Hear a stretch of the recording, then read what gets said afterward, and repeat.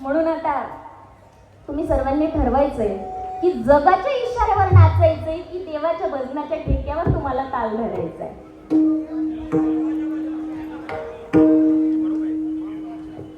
बोला कानबाई माता की. दरवर्षी माऊली दादा फोन करत असतात पण आपल्या कार्यक्रमाची तारीख बुक असते, पण आज तिकडचा कार्यक्रम लवकर आवरला गेला म्हणून आज माऊली दादासाठी आज डायरेक्ट यावं वाटलं.